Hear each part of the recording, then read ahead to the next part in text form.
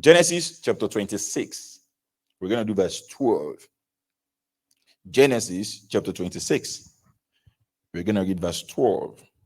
Are we ready? How are we still doing? You still have your notes? If you're really, really writing, by now you'll have exhausted like 4 pages, right? Right? You'll agree with me, brother? Yeah. Okay, let's all read together. I want to go. Then Isaac sowed in that land. Stop. That was the land God told him to stay. You know, he wanted to go to Egypt. I showed you. God said, don't go to Egypt. You remember? Should we go and check it again? Should we check it again? Okay. No. Yes or no? You know, right? So he wanted to go to Egypt, and God said, don't go. So dwell in this land. So what happened in that land? The Bible says, Isaac sowed in that land. Okay. And reaped in the same year 100-fold. And the Lord blessed them. Stop. Honestly, I've had a lot of people say something like, oh, the Bible says, God, I will sow in this land. And they're always thinking money. Anything sowing in the Bible, they think money. You see, the thing is, God will provide, right? He's a faithful God. In fact, the Bible says, do not worry about tomorrow. And we are all still learning how not to worry. He's a faithful Father. Imagine before you were born, you think what you would need most is a car. God knew what you would need most is Jesus. So he gave you Jesus before you asked him. Now all you need is a car. You think God will not provide? He will provide. He's a faithful God. Making sense? So my point is, I said that to say, so we can't always see everything so to be money. They don't have money during their own time. Money is still recent. You remember the parable, the parable she read? Now let's go back to what Samantha read now. Mark chapter 4. What we're trying to solve now is Isaac sowed in that land. Which land? The land God told him to stay. Right? We've been talking about land. How you will take over the land of Edom, a godless land, a godless nation. You will possess your possession. By preaching to them, you will bring them into Mount Zion, where they will be saved, where they will receive forgiveness of sins. Right? Keep all of those. It will all add up now. Let's go to Mark chapter 4. And okay, verse 1. And again, he began to teach by the sea, and a great multitude was gathered to him, so that he got into a boat and sat in it on the sea. And the whole multitude was on the land facing the sea. Verse 2. Then he taught them many things by parables. I've explained parables before in this church. That's simply Jesus will talk about, for example, in the book of Luke. Jesus did something like, oh, there's a shepherd who has 100 sheep, and then one was missing. He was not teaching a Greek culture. He was not teaching about sheep. He's not sheepry. He's talking about humans. How a man will be saved by the shepherd running after the sheep. So he will depict himself by the shepherd. He will depict us by the sheep. Make sense? Parable is you want to talk about something, you're using something to talk about what you want to talk about. If you say a man kicked the bucket, don't be looking for literal bucket. It means somebody passed away. Make sense? If you say make A while the sun shine, don't be looking for sun. But pastor, there's no sun outside. That's not what we're talking about. But it makes sense. That's parable, right? Anyway. Then he taught them many things by parable and said this to them. So now, whatever Jesus is about to say is a parable. Keep that in mind. Okay, verse 3 now. Listen, behold, a sower went out to sow. Stop. What did Isaac do in the land? He sowed. Awesome. So who is Isaac? A sower. Make sense? You see, now you're a good Bible student. I think we should open branches. You two should start your theology. Okay, and it happened as he sowed that some seed fell by the wayside, and the birds of the air came and devoured it. Some fell on stony ground, where he did not have much hurt, and immediately he sprang up because it had no depth on hurt. But when the sun was up, it was scorched, and because it had no root, it withered away. Okay? And some seed fell among thorns, and on the thorns grew up and choked it, and it yielded no crop. Okay? But, everybody, let's read this together. I want to go. But other seed fell on good ground and yielded a crop that sprang up, increased, and produced some 30, 60, and some. When Isaac sowed, how many fold did he reap?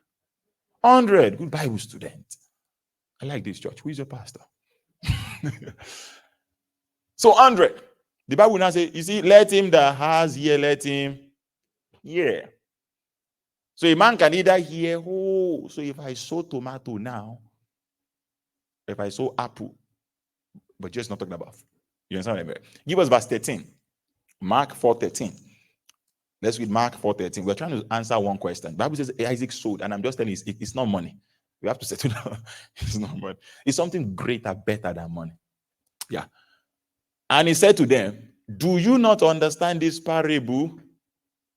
How then will you understand all the parables? So there's one parable a man must understand, or else it will think every time the Bible says seed, it's talking about money. You understand what I mean, right? So we need to understand this parable that Samantha just make us to read. You understand what I mean, right? Because Isaac will represent the sower. So who is the sower? Let's find out. Let's keep reading now. Mark chapter 4.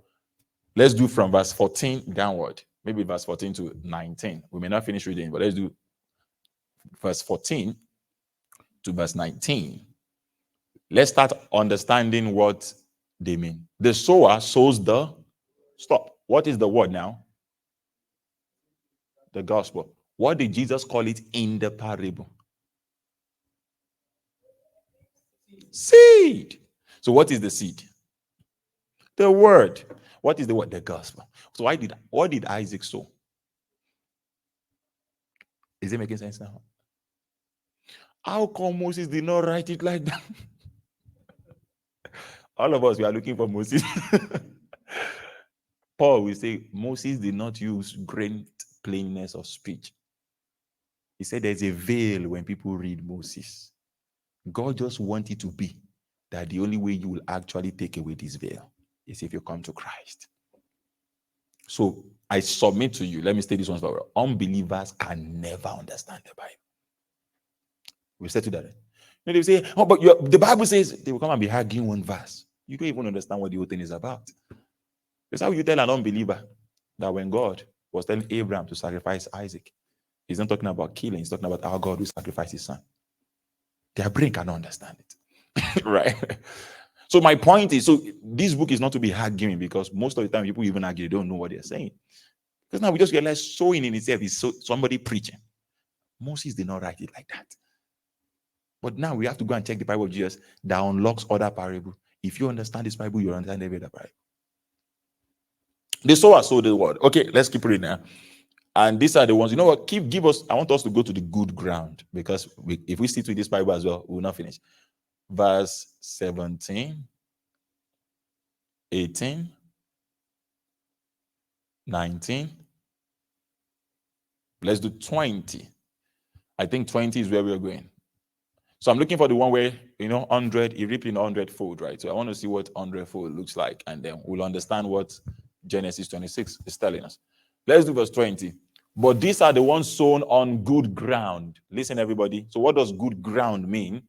Those who hear the word, accept it, and bear fruit. Some 30-fold, some 60, and some 100. How many did he reap? 100. So what was he doing in the land? God told him to stay. Okay. So now he was preaching the word, and he got so many results. Right. Now stop. Way from Abraham, God has been making a promise. I will give you a land. All what Abraham had in that land was just a plot of land to bury him and his wife. So Isaac was about to leave that land because there was famine. God will say, stay in this land as a foreigner. I have given you this land. He's not talking about, again, real estate. He's not talking about you buy 3 acres of land. That's not what he's talking about. So Bible is using that to tell him now, stay in this land.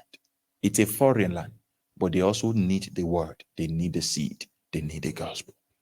I have given you this land. Again, God will tell you, I have given you the land of Canada. He's not talking about you buying houses in every provinces. If you have the money, buy it. And you can gift me one too. But he's talking about how you will take over the land, foreign land, a godless land, land of Esau, land of Edom. You will possess your possession. So he's not talking about land transfer. He's talking about how you will sow in a land. He's still talking about our redemption. Somebody preached to you. Somebody possessed your possession, right? You were somebody's possession. They preached to you, right? You got born again. You also have to do the same. Make sense, everybody?